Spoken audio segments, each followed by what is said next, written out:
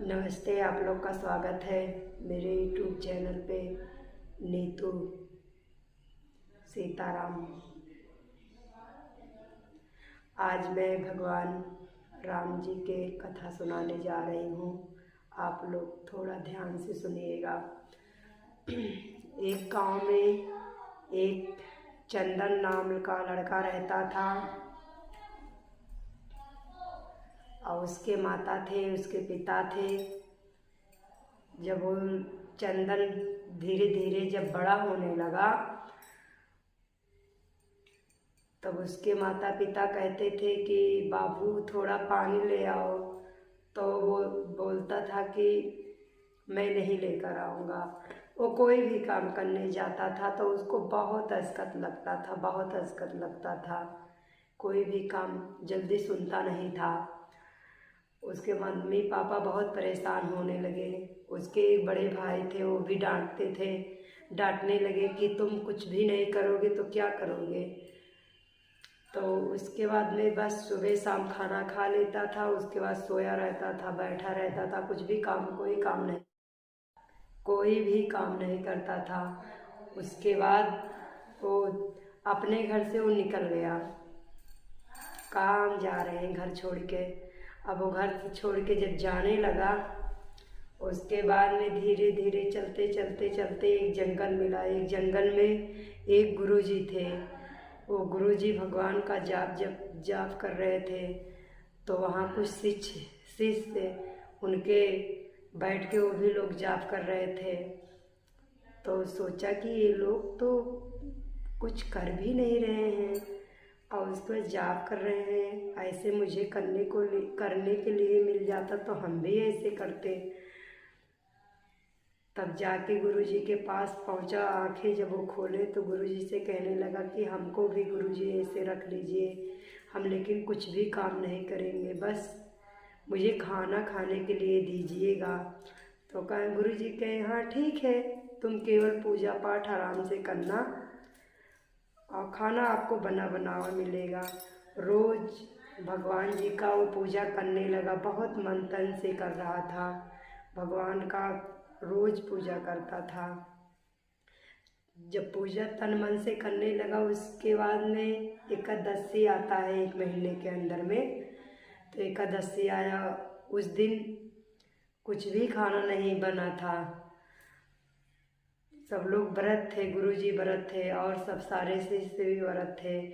तो कहने लगा कि गुरुजी आज खाना गया अंदर देखने कि खाना बना ही नहीं हुआ है। तो कहने लगा गुरुजी आज खाना नहीं बना है तो मैं क्या खाऊंगा। तो गुरुजी बोले कि अच्छा ठीक है। कहा मैं रह नहीं पाऊंगा खाना खाए बिना। तो गुरुजी के बोले ठीक है, तुम खाना खाए बिना रह सकते हो तो ले लो, आटा ले लो, उसके बाद सब चीज़ जो है आलू वालू ले लो। उसके बाद में नदी के वहाँ पार चल के जाके उसके बाद खाना बना लेना और खा लेना, और लेकिन हाँ राम जी को भोग लगा देना। अब उसके बाद में वो आटा वाटा सब चीज़ ले लिया। उसके बाद में नदी के वहाँ पार जब चला गया, खाना बना लिया, खाना बना के तैयार कर लिया। उसके बाद तब उसको याद आ गया कि मेरे गुरुजी बोले थे कि मुझे राम जी को भोग लगाना है। तो कहने लगा राम जी आइए, भोग लगाइए। तो उसके बाद में बहुत तो कहने लगा कि आज आश्रम में खाना नहीं बना हुआ, यहीं पर मैं खाना बनाया हूँ, आप आइए खा लीजिए। बहुत प्रेम से मेरे राम जी आइए खाना खाइए, मेरे राम जी आइए। उसके आँख में आंसू आने वाला था। तो राम जी आए, उसके बाद सीता भी आई साथ में खाना खाने। तो उसके बाद में जब दोनों लोग आ गए राम सीता जी, तो वो सोचने लगा कि ये तो केवल राम जी को बुलाए तो सीता जी को भी ले आए। और उसके बाद में तब दोनों सीता और राम जी को खाना दे दिया, अपने नहीं खाया, कुछ भी नहीं उसको खाने को मिला। तब कुछ भी नहीं मिला। तो उसके बाद में जब वो जाने लगे राम सीता जी, तब बोलने लगा कि राम जी अगले एकादशी को जब आना तो मुझे बता दीजिए कि कौन कौन साथ में आएंगे, मैं एक्स्ट्रा खाना आपके लिए बनाऊंगा। उसके बाद कहने लगा, तब राम जी सीता जी चले गए। उसके बाद में वो भी घर आया।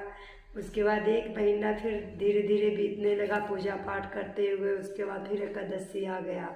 फिर कहा, गुरुजी मुझे आटा आपके ढेर सारा दीजिएगा, क्योंकि मैं राम जी को बुलाए थे तो उसके बाद में सीता भी साथ में आई थी। थोड़ा आटा ज़्यादा दीजिएगा, नहीं तो कोई और आ जाएगा उनके साथ में, बोलने लगा वो चंदन। तो उसके बाद में तब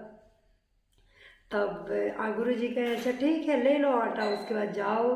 तब गए तो उसके बाद में वहाँ गुरु जी, और उसके बाद में तो वहाँ जब बना लिया, उसके बाद में अपने लिए सीता जी के राम जी के लिए खाना बना के तैयार कर लिया। तो तब राम जी को बुलाने लगा कि राम जी आइए, सीता जी आइए, आप लोग भोग लगाइए। उसके बाद आ गए।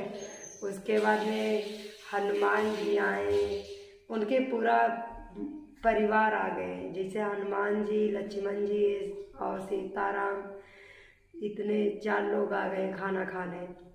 तो ये कहने लगे कि उसके बाद में चंदन कहने लगा कि हम तो केवल राम सीता को बुलाए, उसके बाद में इतने सारे लोग आ गए, मुझे फिर भी नहीं खाने को मिलेगा।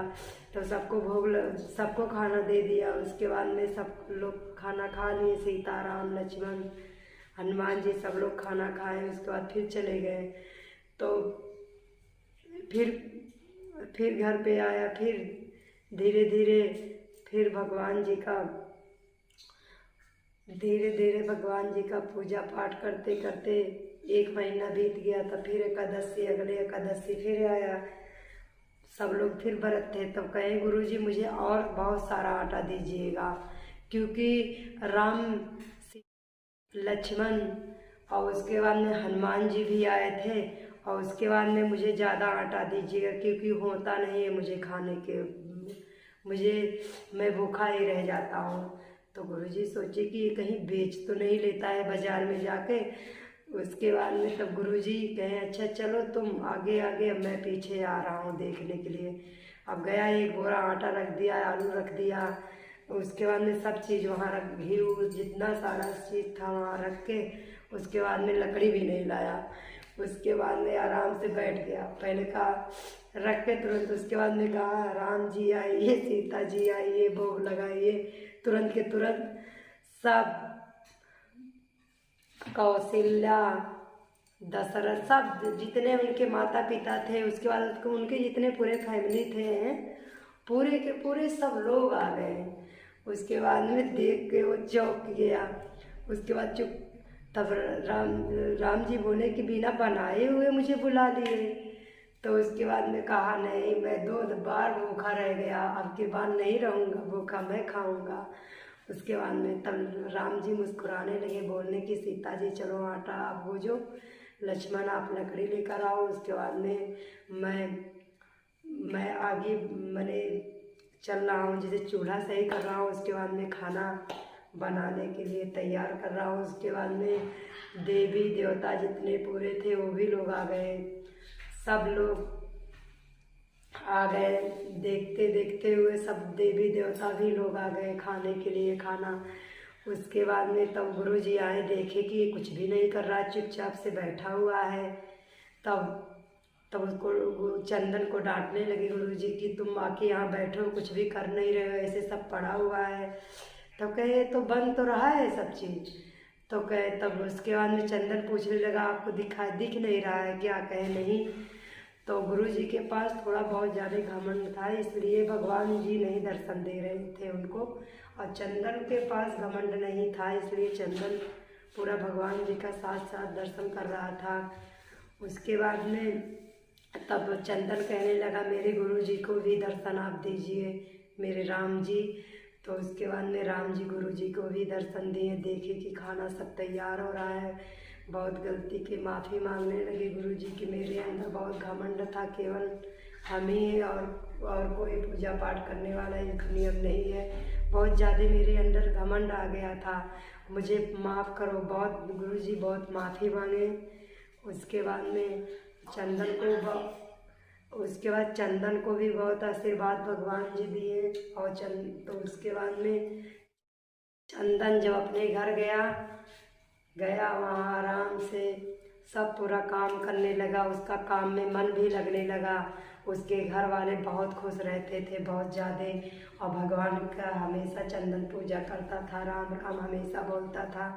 जय श्री राम। आप लोग सुनिएगा, आप लोग भी बोलिएगा सीताराम सीताराम सीताराम।